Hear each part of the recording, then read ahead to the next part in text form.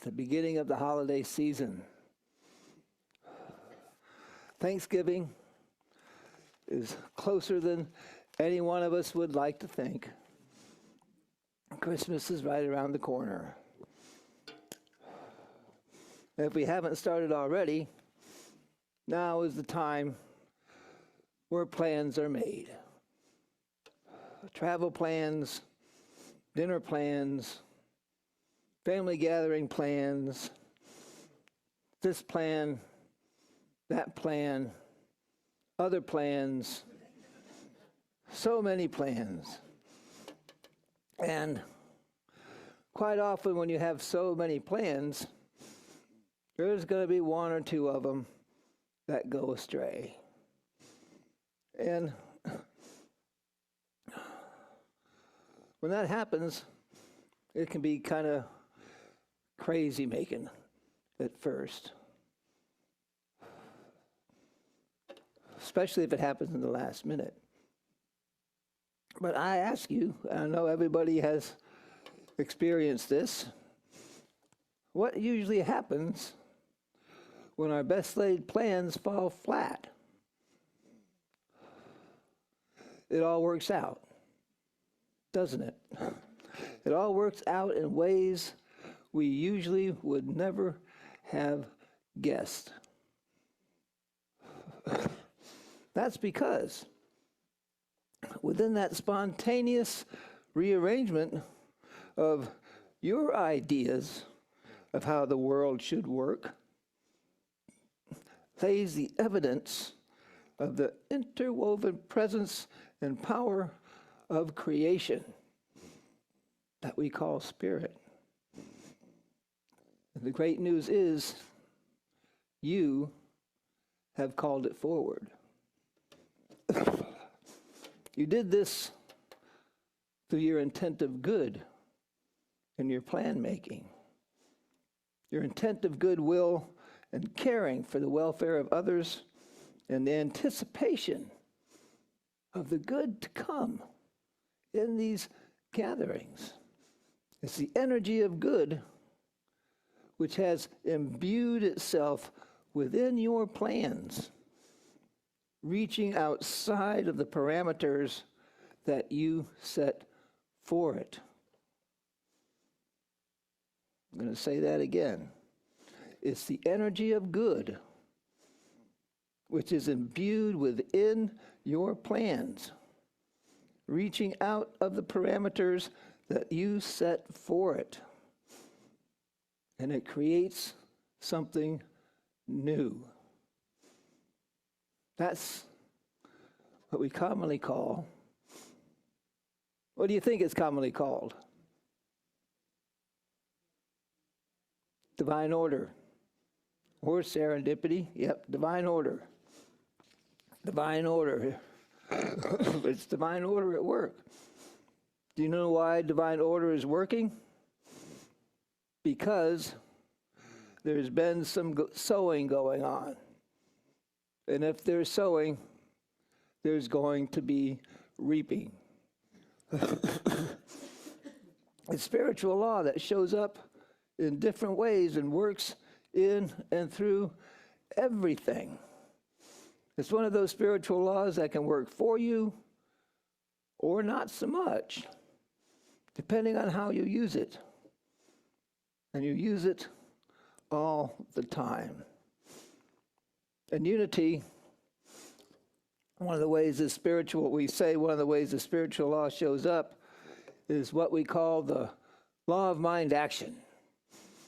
Anybody tell me what the law of mind action is? Yeah, not a rhetorical question.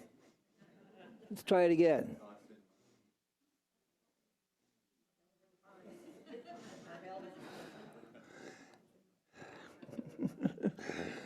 Thoughts held in mind create after their kind. Let's try that again together. Thoughts held in mind create after their kind. Yes, that's the law of mind action. Now it's important to remember it's thoughts held in mind, not fleeting thoughts, But as you hold a thought in mind, you begin creating with that, whether it's a good thought, not so good thought, thought of love, a thought of fear, a thought of abundance. That you begin a creation process with that thought. Now, excuse me, we had a great example of that this weekend, yesterday. We have our board president, Michael. He is one of the most divine order guys I have ever known in the unity movement.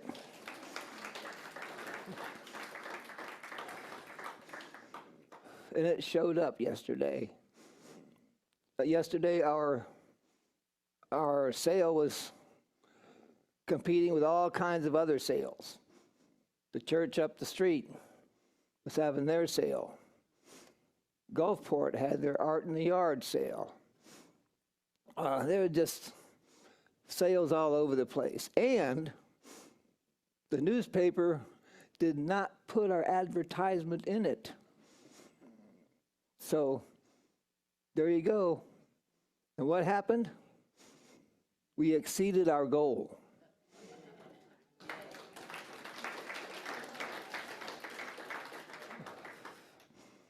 That's what it's all about. Thoughts held in mind. The positivity of holding good in mind creates good. Everybody who is anybody in New Thought has at least one book on it.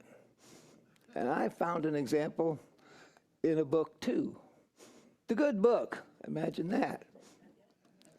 Luke 6:38. Give, and it will be given to you. A good measure, pressed down, shaken together, running over, will be put in your lap. That sounds great, doesn't it? Plop, there it is. For the measure you give will be the measure you get back. This tells us that there's more to this than simple reciprocity or even exchange. As human beings, we have a tendency to stop our understanding process when we think that we get it. And we usually think we get it pretty quickly. Excuse me. Give and it will be given to you. A whole bunch of it. Yeah, I got it. Well, no. No, you don't. Not quite. Look at it again. The key here in this scripture, in this teaching, the key is the measure. The measure. The measure you give will be the measure you get back. The measure. Now remember, we're looking at spiritual law here. Spiritual law is not about physical things. It's about energy. It's not speaking about the amount of something you give, but the energy that is put behind whatever that is. Think about it. If you're doing or giving something because you feel you have to, the feeling attached to that gift is not the same as if you're giving it because you want to. That is the measure, my friends.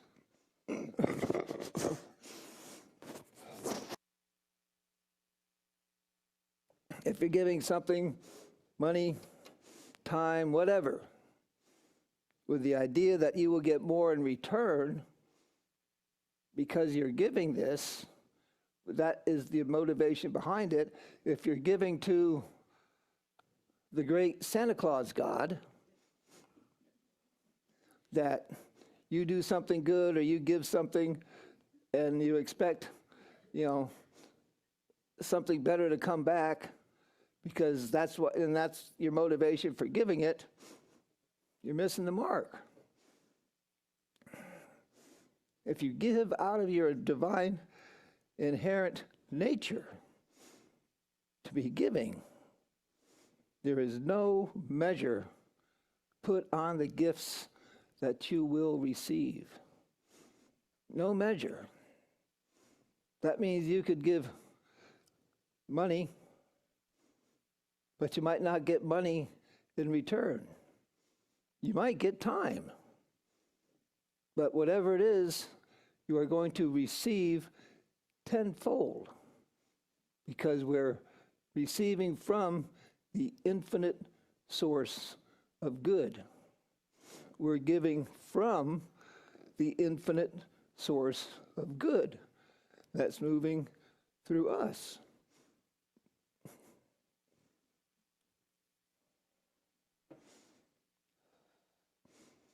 When you're giving and receiving in no measure, you're receiving from the limitless amount of good that Spirit can provide. Now, this law applies to your prayer life as well. Charles Fillmore, in his book, Teach Us to Pray, tells us, do not beg in your prayers, but praise and give thanks for the new self-manifesting God of abundance, fulfilling every desire of your heart. I'll say that again. Do not beg in your prayers, but praise and give thanks for the new self-manifesting God of abundance, fulfilling every desire of your heart. Yogananda tells us something similar. He tells us, a beggar gets a beggar's share.